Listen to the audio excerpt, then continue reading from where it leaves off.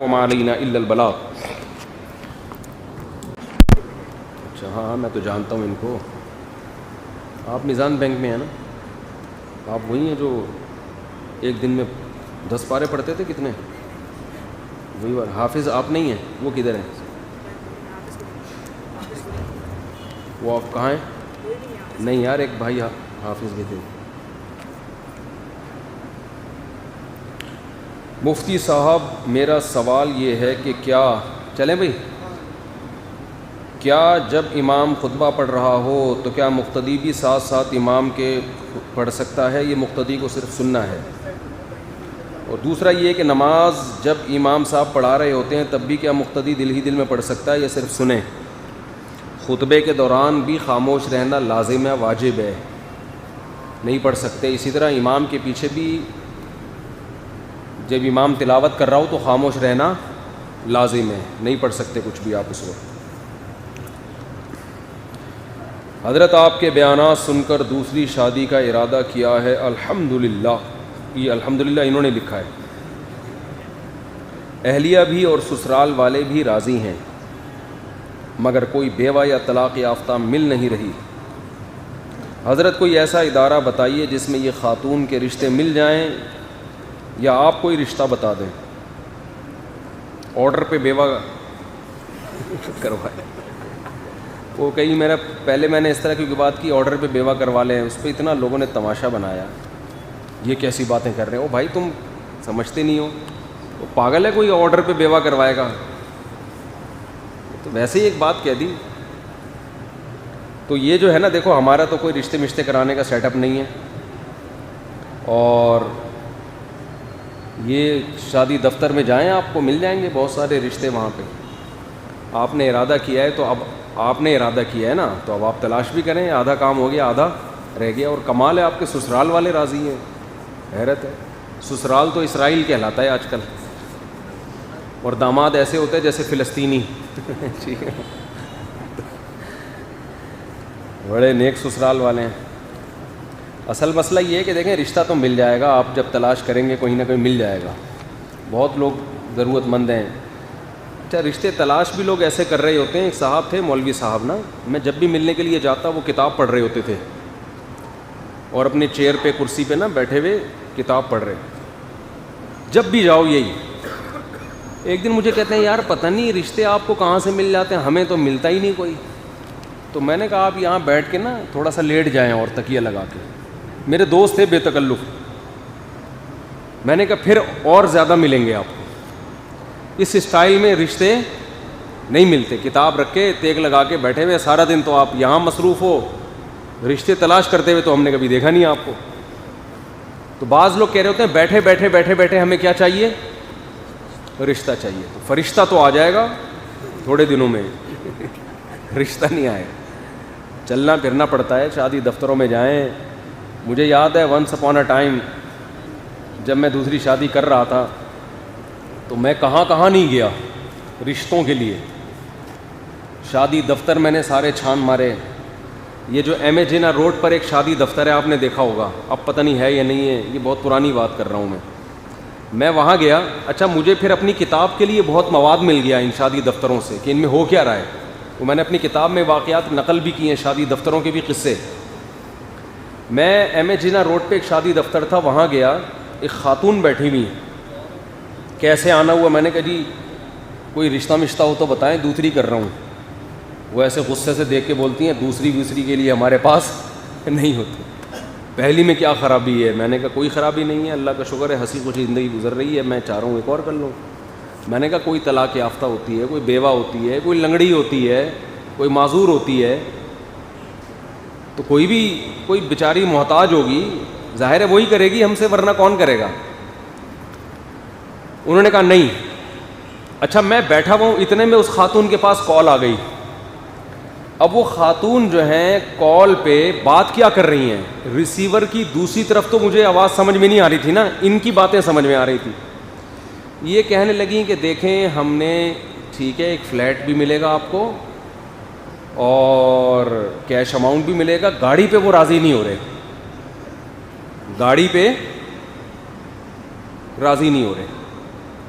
یہ باتیں ان کی فون پہ ہو رہی ہیں. فون رکھا, میں نے کہا محترمہ 2-3 باتیں آپ سے پوچھنا چاہتا ہوں, یہ کس کی بات ہو رہی ہے؟ اگرچہ اچھا نہیں, اگلے کو غصہ بھی آ سکتا تھا, میرا فون ہے آپ کیوں پوچھ رہے ہیں.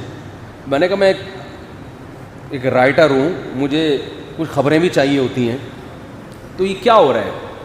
کیا یہ لڑکی والے مانگ رہے ہیں فلیٹ بھی چاہیے, کیش اماؤنٹ بھی چاہیے, گاڑی بھی چاہیے لڑکی والوں کو نا؟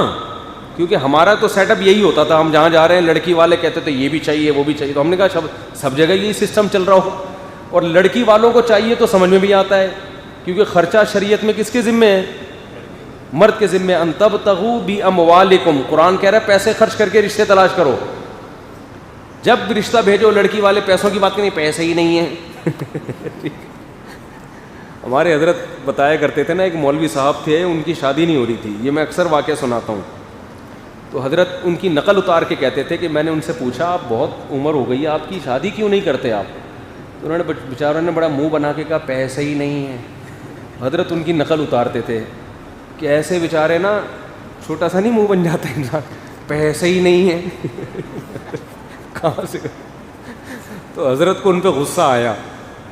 غصہ اس پر آیا کہ ہمارے حضرت کا جو استغنا کا معیار تھا بہت اونچا تھا. حضرت نے کو غصہ یہ آیا کہ اگر پیسے نہیں ہیں تو رو کیوں رہے ہو, کوئی اور بہانہ کر دو. حضرت کو نا یہ جملہ لوگوں کے منہ سے اچھا ہی نہیں لگتا تھا کہ پیسے نہیں ہیں, اس میں ناشکری جھلکتی ہے. بولو بہت ہے, کھا رہے ہیں پی رہے ہیں, اللہ کا شکر ہے رات کو سو جاتے ہیں. بھائی پھر جب اتنا کھا پی رہے ہو تو رشتہ کیوں نہیں مل رہا؟ بب مقدر میں نہیں لکھا ہوا بھائی, نہیں مل رہا, کیا کریں. یہ کہنا چاہیے تھا, حضرت کی رائے یہ تھی. خیر ان کا معیار تقوی کا اونچا بہت تھا نا, ہر آدمی کو ایک جیسے معیار سے نہیں آپ پرکھیں. کوئی بول دے پیسے ہی نہیں ہے تو آپ کہیں تو اسلام سے خارج ہے تو. لیکن اصولی طور پر بات درست ہے, کبھی یہ نہ بولو کہ پیسے نہیں ہیں. ہمارے حضرت پھر واقعہ بھی سنایا کرتے تھے کہ حضرت سندھ میں بہت رہے ہیں, تو سندھی بھی آتی تھی ہمارے شیخ کو, خیر پور میں ان علاقوں میں بہت رہے ہیں. تو وہ فرماتے ہیں کہ میں گھوڑے پہ سفر کر رہا تھا, شاید سکھر سے میرپور خاص جا رہے تھے, تو درمیان میں ریگستان بھی ہیں, تو مغرب کا ٹائم ہو گیا, راستہ بھول گئے. کہتے ہیں مجھے ایک جھگی نظر آئی, ایک جھونپڑی, بیچارہ کوئی گاؤں دیہات کا سندھی, کوئی بیچارہ گاؤں دیہات کا. کہتے ہیں میں نے کہا میں جا کے اس سے ریکویسٹ کرتا ہوں کہ یار کچھ مجھے رات گزارنے کا انتظام کرو. ریگستان تھا, بہت پرانی بات ہے, اس وقت زیادہ یہ موبائل سگنل وگنل کا تو تصور ہی نہیں تھا. کہتے ہیں میں اس کے جب گھر گیا اس کی جھونپڑی کے قریب, تو میں نے اس سے کہا کہ سائیں مجھے, سندھی میں حضرت نے بات کی کہ سائیں مجھے رات گزارنے دو, تو کیا آپ کے پاس اتنی گنجائش ہے؟ تو حضرت فرماتے ہیں اتنا خوش ہوا وہ مہمان کو دیکھ کے, اور کہنے لگا آپ کھانا بھی کھاؤ گے اور آپ کا ہم اکرام بھی کریں گے, رات بھی گزارو گے, ناشتہ بھی یہیں کرو گے آپ. پھر سندھی میں کہنے لگا سکر آئے ڈکر نہ آئے, کوئی قحط کا زمانہ تھوڑی ہے, اللہ کا شکر ہے آسمان سے بارشیں برس رہی ہیں, اللہ کا دیا بہت کچھ ہے. حضرت فرماتے ہیں کیا تھا اللہ کا دیا؟ ایک گدھا تھا اس کے پاس اور وہ اتنا مریل اور سوکھا ہوا گدھا تھا, خوراک کی کمی کی وجہ سے پچھلی 2 ٹانگوں کے جو گھٹنے ہیں نا وہ چپکے ہوئے تھے اس کے. جب انسان بہت کمزور ہوتا ہے تو جب کھڑا ہوتا ہے نا تو دونوں ٹانگوں کے گھٹنے آپس میں مل رہے ہوتے ہیں نا, تو وہ گدھا جو تھا نا اس کی پچھلی دونوں ٹانگیں آپس میں یعنی یوں زاویہ بنا ہوا تھا, یوں ٹھیک ہے نا, ٹانگیں یوں آگے چپک رہی ہیں اور ایسے.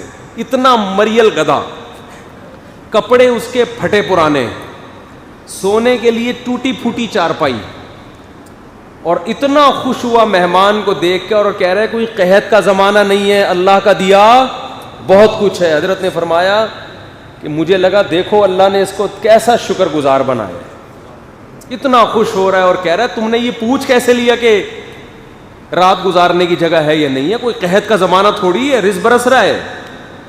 اور آج دیکھو صبح انڈے پراٹھے کھا رہے ہیں, ناشتے میں پتہ نہیں چل رہا ہوتا آج جیم سے روٹی کھانی ہے, بریڈ کھانا ہے, مکھن کھانا ہے, دیسی گھی کھانا ہے, شہد کھانا ہے, اتنا کچھ ناشتے پہ رکھا ہوا ہوتا ہے. اور جب بات کرو کہنے پیسے ہی نہیں ہے تو اللہ کو غصہ آئے گا کہ نہیں آئے گا؟ پیسے ہی نہیں ہے. تو یہ کیا پوچھ رہے ہیں یہ؟ ہاں تو میں وہ جو ایم اے جینا روڈ کا واقعہ سنا رہا تھا، یہ عبرت والے واقعات ہوتے ہیں. میرے واقعہ برائے وہ کتے والا لطیفہ بھی عبرت والا لطیفہ تھا. وہ کتے والا لطیفہ میں نے سنا ہے نا بیان میں، لوگ کہہ رہے ہیں یہ کیا ممبر پہ بیٹھ گئے کتے والا لطیفہ. کتے والا سنا دوں؟ آپ بہت سے نئے لوگ ہیں، لوگوں کو پتہ ہی نہیں نا کون سے لطیفے کی بات کر رہے ہیں. بھائی ایک آدمی کی بیوی کو کتے نے کاٹ لیا، وہ مر گئی. تو اچانک بیچاری کی جوان بیوی مر گئی کتے کے کاٹنے سے. تو اب اگلے دن تعزیت کرنے والوں کی لائن لگی ہوئی ہے، ہزاروں لوگ. یہ ایک آدمی لائن سے نکل کے آیا، وہ تعزیت کے لیے نا ہزاروں لوگ لائن لگا کے کھڑے ہوئے تھے افسوس کرنے کے لیے. تو یہ لائن توڑ کے آیا اور اس سے کہتا ہے بھائی ایک دن کے لیے کتا مل جائے گا مجھے، ایک دن کے لیے کتا مل جائے گا. جس نے ایک تھپڑ لگایا، بولا جا لائن میں کھڑا ہو جا. تو کیا سمجھتا ہے یہ تعزیت کے لیے آئے ہوئے ہیں؟ یہ سارے کتے کے لیے آئے ہوئے ہیں یہاں پہ. یہ سارے کس کے لیے آئے ہوئے ہیں؟ تو اس میں کیا اسباق ملتے ہیں یہ ابھی میں بیان کرنا شروع کر دیا تو موضوع چینج ہو جائے گا نا. کوئی خاتون بیچاری اتنی بری نہیں ہوتی کہ کتے سے کٹواؤ اس کو جا کے. بتا رہا ہوں کہ لوگوں کی سوچ دیکھو نا کتنی ٹینشن میں آئے ہوئے لوگ. اچھا خیر، تو وہ میں ایم اے جینا روڈ کا واقعہ سنا رہا تھا کہ وہ خاتون نا بات کر رہی ہے فون پہ کہ فلیٹ چاہیے، گاڑی نہیں گاڑی پہ راضی نہیں ہو رہے، پیسوں پہ بھی دو پتہ نہیں 2.5-3 لاکھ اور فلیٹ پہ بھی راضی کر لیا. تو میرا خیال یہ تھا کہ یہ لڑکی والوں کا مطالبہ ہے کس سے؟ لڑکے سے، کہ یہ کچھ ہمیں مہر میں چاہیے. میں نے ان سے پوچھا یہ کیا کہانی چل رہی ہے؟ انہوں نے کہا کہ اصل میں لڑکے کا مطالبہ ہے کہ میں لڑکی سے شادی اس صورت میں کروں گا کہ یہ سارا جہیز مجھے مل جائے.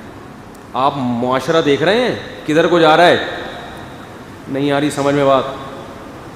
لڑکیوں کو کوئی بھی ڈھنگ کا آدمی مل جائے نا، پوری دولت لٹانے کے لیے لڑکیوں کے ماں باپ تیار ہے. داماد انسان کا بچہ مل جائے ہمیں بس، کوئی بات نہیں، پیسہ دے دیں گے ہم. یہ چل رہا ہے مارکیٹ میں.